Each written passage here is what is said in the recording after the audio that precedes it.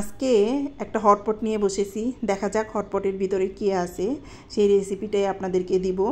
Hotpot দিয়ে কিভাবে আমি এই যে এত সুন্দর দই করলাম সেই রেসিপিটাই আপনাদেরকে দিব। এটা কোনো দই মেকার না, হটপট দিয়ে করেছি। তো আমি নিয়েছি হচ্ছে মিল্ক বিটা দুধ। মিল্ক বিটা দুধ ছাড়াও সাথে নেব একটু গরুর দুধ। অনেকেই বলেন মিল্ক বিটা দুধ দিয়ে দই হয় না, কিন্তু আমি করে দেখাবো সেটা। সাথে গরুর দুধ নিয়েছি, যেহেতু বাসায় ছিল সেই কারণে নিয়েছি। আপনারা যে কোনো একটা দুধ দিয়ে করতে পারেন। আর মিল্ক বিটা দিয়ে দইটা করতে আমার বেশ ভালো লাগে, এই কারণে জালটা কম দেওয়া লাগে। মিল্ক বিটাটা একটু ঘন থাকে বেশি, আপনারা সবাই জানেন। আর গরুর দুধটা মিল্ক বিটার পরিমাণের চেয়ে একটু পাতলা থাকে, তাই জালটা একটু বেশি দিতে হয়। তো আমি দুটা দুধই একসাথে মিক্স করে নিয়ে নিলাম।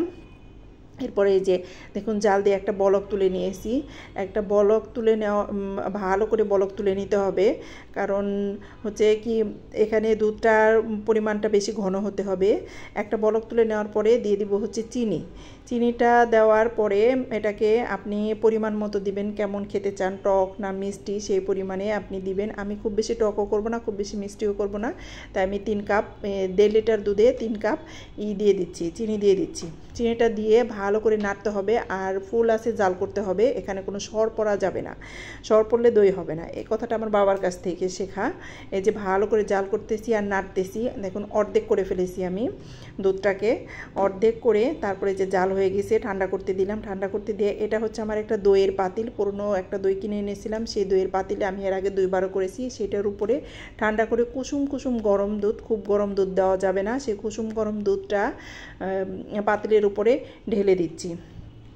দেখতেই পাচ্ছেন, ঢেলে দিয়ে এরপর এটাকে ভালো করে নেড়ে নিব। ওই যে যে দইটা আছে ওইটাই হচ্ছে আসলে দইয়ের বীজ, সেই বীজটা যেন ভালো করে মিশে যায় সেজন্যই দেওয়া। এই যে আমার দুধ একটু কিন্তু বেশি রয়ে গেছে, তো তার জন্য আমি কি করব, ওই যে আগে যে ঢেলে দিয়েছি সেই দুধটা আমি ভালো করে নেড়ে নিয়েছি। নেড়ে নিয়ে একটা মগের ভিতরে আমি দিয়ে দিচ্ছি।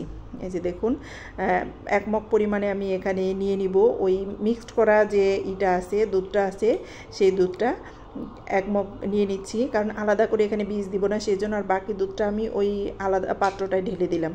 পাত্রটায় ঢেলে দিয়ে ভালো করে এটাকে আমি নাড়বো, যেন পুরোটা মিক্সড হয়ে যায় আর কি। আগের বারও যেভাবে নেড়েছি এবারও ঠিক ভালো করে মিক্সড হয়, সেজন্য 4-5 থেকে নেড়ে চেড়ে এটাকে দিয়ে দিচ্ছি, কারণ এটা ভালো করে না নাড়লে অনেকটা সর জমে যাবে। এরপরে একটা প্লেট দিয়ে সেটাকে ঢেকে দিচ্ছি আমি। এই যে দেখতেই পাচ্ছেন, একটা প্লেট দিয়ে আমি এটাকে ঢেকে রাখবো। ঢাকার পরে এই ঢাকাতেই হবে না সাধারণত, তারপরে আমি একটা ভারী পাত্র দিয়ে দিলাম, রাইস কুকারের একটা ওই যে পাত্রটা, সেটা দিয়ে একদম ঢেকে দিলাম, যেন চারপাশ থেকে কোনো বাতাস না ঢুকতে পারে, গরম একটা। আর যে মগটা ছিল আমার, সেই মগটা আমি হটপটের ভিতরে আমি দিয়ে দিচ্ছি। যে দেখতে পাচ্ছেন, হটপটের ভিতরে দিয়ে যেন এটার ভিতরেও কোনো ভাব না যায়, দুটো এমনভাবে ঢাকতে হবে বাইরে থেকে যেন একটা গরম ভাব থাকে। যে এটা দিয়েছিলাম আগ রাত্রে, এখন সেহেরির সময় আমি সেটাকে উঠিয়ে দেখাচ্ছি আপনাদেরকে।